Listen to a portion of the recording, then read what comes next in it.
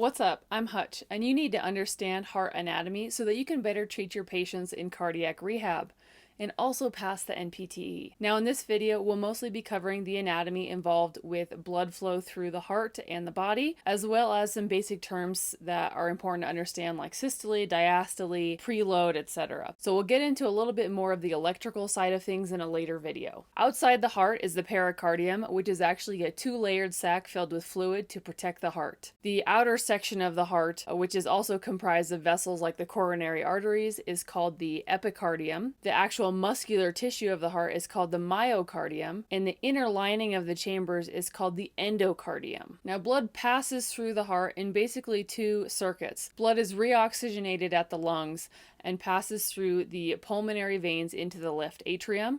It then passes through the bicuspid or mitral valve into the left ventricle, and then exits the heart via the aortic valve to the aorta, which brings the blood to the rest of the body so it can feed your muscles with that oxygen. Systole is when the heart contracts to pump blood out.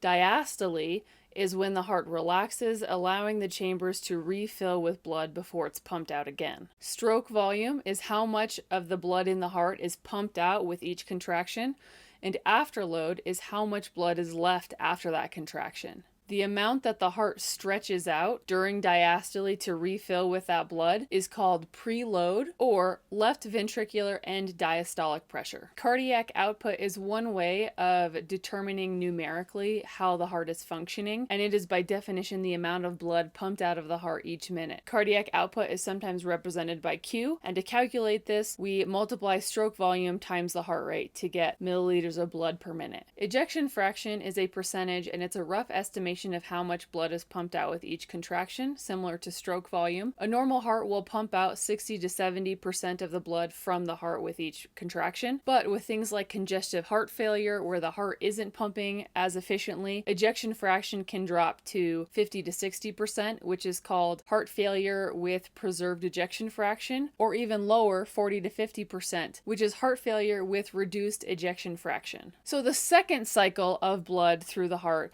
comes back from the body. Now all of the oxygen is gone. It comes back via the superior and inferior vena cava. The superior vena cava usually comes from the upper body and the head.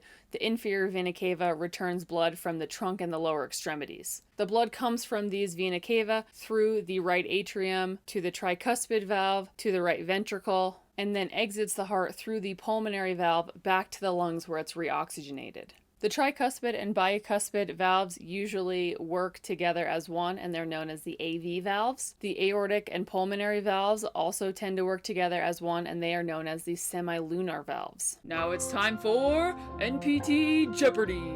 Pause the video now if you want time to read and think about the question. Otherwise, you've got 5, 4, 3, 2, 1. The tricuspid valve separates the right atrium and ventricle. Regurgitation means the valve isn't stopping backflow and allows blood to go backwards into the atrium. Hopefully that covers all of our bases. If not, I have a link to my note in the description box below, and you can always comment with questions or suggestions for videos I should do in the future. Otherwise, good luck studying. Go change the world.